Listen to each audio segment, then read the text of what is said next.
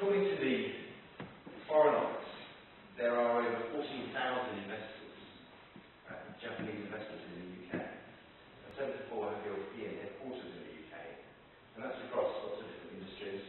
And as someone who's not an expert in Japan, it's quite interesting for me to learn more in preparing for today, in manufacturing, in research and development, in European marketing functions, and of course those regional headquarters themselves. And Japan is the UK's largest export market after Europe and the US. Britain is Japan's 9th largest market, with tourism of 60,000 visitors a year. And I hope, and I heard at the beginning from the Mayor, that some of those visitors come here to Derbyshire. I did thank you, have a pleasant journey as a Mayor. I think I came the wrong way, and I wound my way through your countryside, and it is a superb county, it really is. Moving on to the economy. Toyota City, as an automobile city, is, I think, the natural partner for Derbyshire. I wasn't aware of the partnership, but thinking about it, it seems to make very good sense to me. Derbyshire is one of the leaders of Britain's rural manufacturing sector. I know that it's successfully transformed its traditional manufacturing capability into a high-skilled economy. And it's one of the few areas outside the southeast of England that's actually bucked the decline in manufacturing in the UK. And I don't think that could have been achieved, frankly, and I would say this, but I think evidence will show this, that you can't achieve those kind of outcomes against the grain without really strong civic community leadership. So, I think we should acknowledge the work of the Derbyshire councils, all the Derbyshire councils involved in what is quite an impressive economic record. And I think, reflecting on it, it's not just about the relationship with you specifically, but what you see that those councils have done in their communities. Because we know that successful partnerships and investment and long-term investments is about where you think about a broader community. And I know that there's a £2 billion transformation of Derby City Centre taking place with new retail and leisure and residential and commercial activities. And what good councils are about, and I believe that these are good councils, and I mean that in a formal sense, not our performance regime, but what good councils are about is creating real communities. You, like us, have a pivotal role to play in protecting local businesses. Now, today's news agenda is dominated by the credit crunch and the economic downturn. Our national government has gone into overdrive, not just with national action, but with global action. And I know that they met with leaders of Japan and other countries in Washington just this week. But we mustn't forget that we don't have a homogenous economy. We have a series of highly varying economic sectors, regions, and localities that need different degrees of assistance to build in resilience when the dark clouds pass over, as they surely will, feeling that they already are. So we're quite interested in the UK from a local government sector perspective in a debate we're having around what we call the subnational review. And I think that's actually going to be critical. Evidence suggests that those outside of London are likely to be hardest hit by the recession.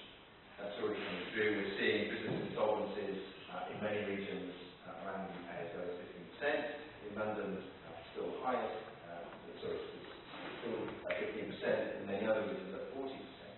So a big difference. So our sub-regional agenda in the UK, which is to a certain extent is what happens outside of London and how our regions come together to move their economies, is really important to us.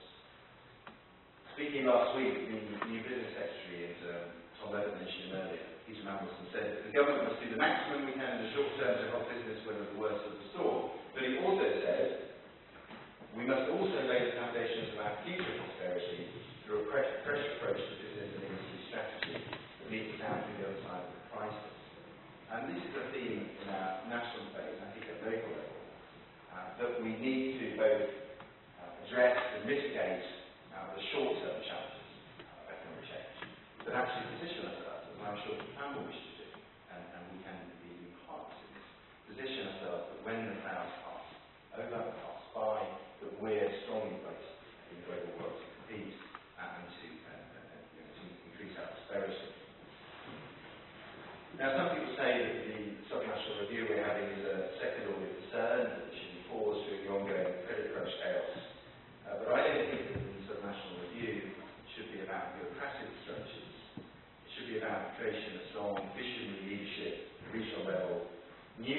thinking about partnerships between local authorities, regional governments, other regional bodies, and of course business. The economic downturn shouldn't stifle devolution.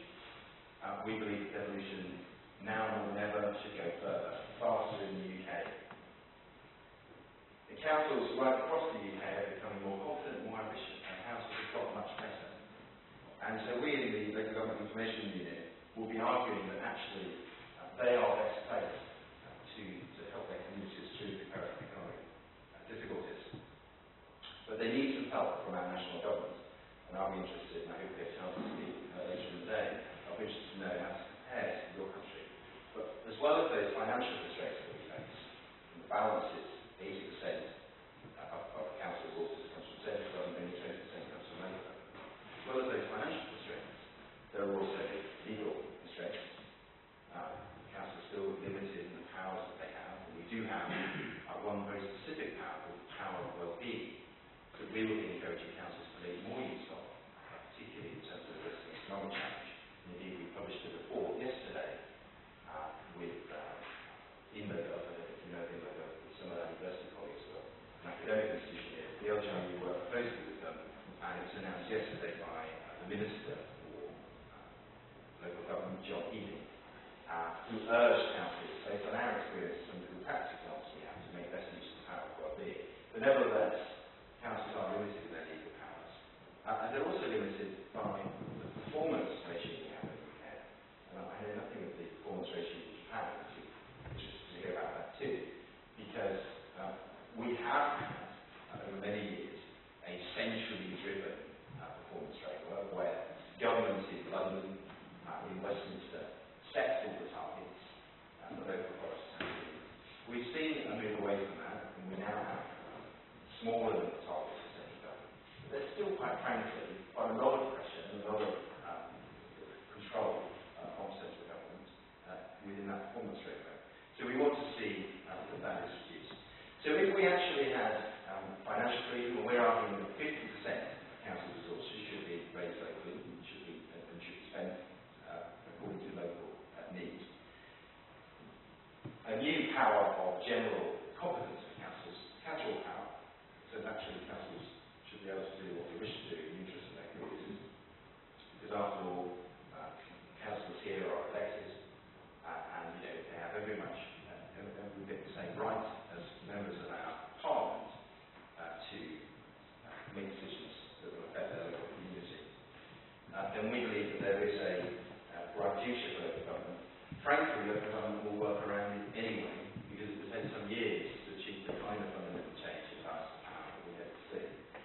And just in closing, I want to say that I look forward to building a dialogue with the Japan Local Government Centre over the coming years, both around the economy and around those